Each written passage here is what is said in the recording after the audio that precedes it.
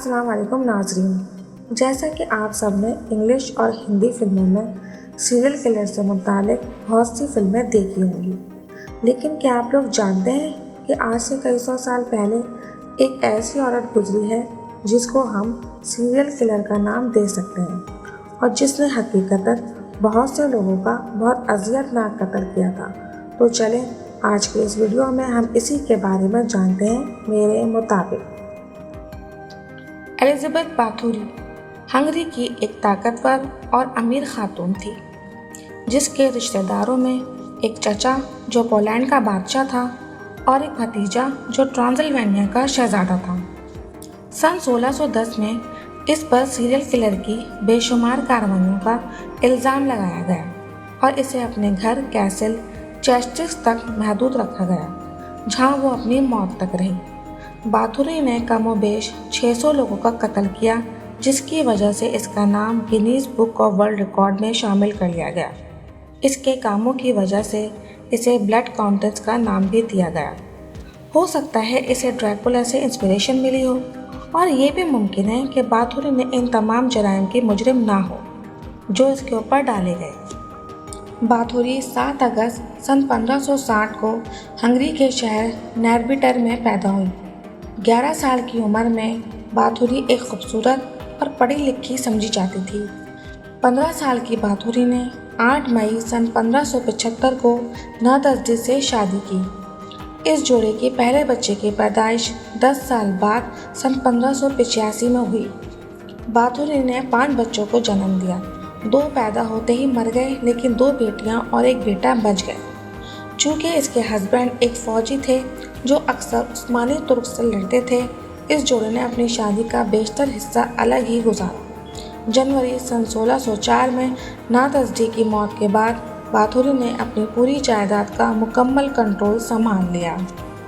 اب بات کرتے ہیں باتھوری کے جرائم کا، جو کہ بہت خوفناک اور دل کو دہلا دینے والے تھے۔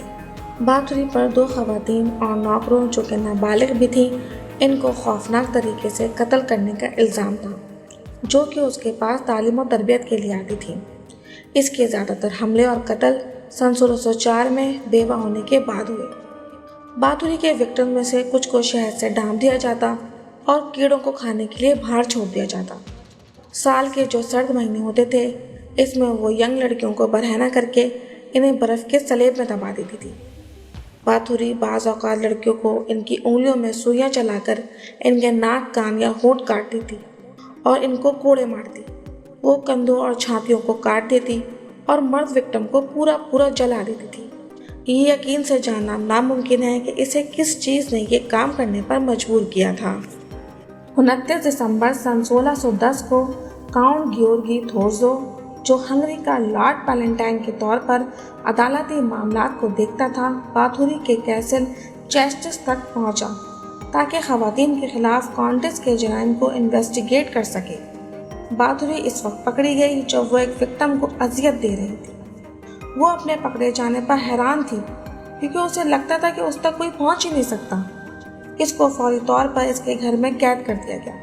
اس کی اعلیٰ حیثیت کی وجہ سے اسے عام مجرم کے طور پر جیل میں نہیں ڈالا گیا۔ باتھوری کے 4 نوکروں، جس میں 3 خواتین اور ایک مرد تھے، ان کو گرفتار کر لیا گیا۔ ان سے انویسٹیگیشن ہوئی اور ان پر تشدد کیا۔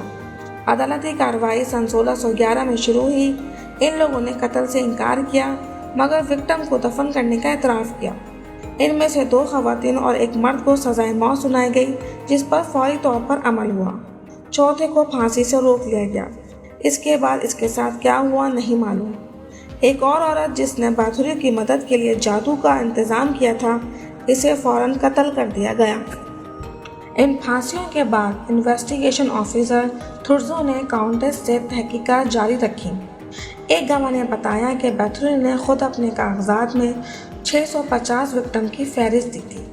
تھورزو کے ذریعے جمع کیے گئے شواہد میں سے 279 گواہوں کے اسٹیٹمنٹ بھی شامل ہیں۔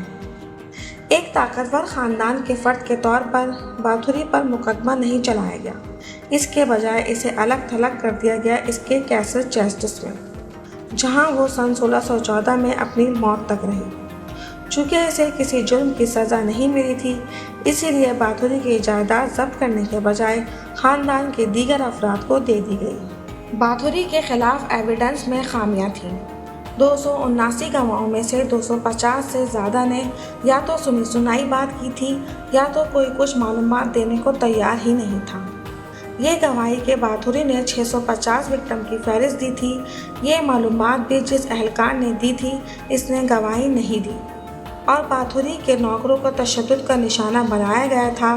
اسی وجہ سے ان کے بیانات کو بھی قابل اعتبار نہیں سمجھا گیا، کیونکہ یہ سمجھا گیا کہ یہ بیانات بھی پریشر ڈال کر لیے گئے ہوں گے۔ تاہم یہ امکان نہیں تھا کہ باتھوری مکمل طور پر قصوروار نہیں تھی۔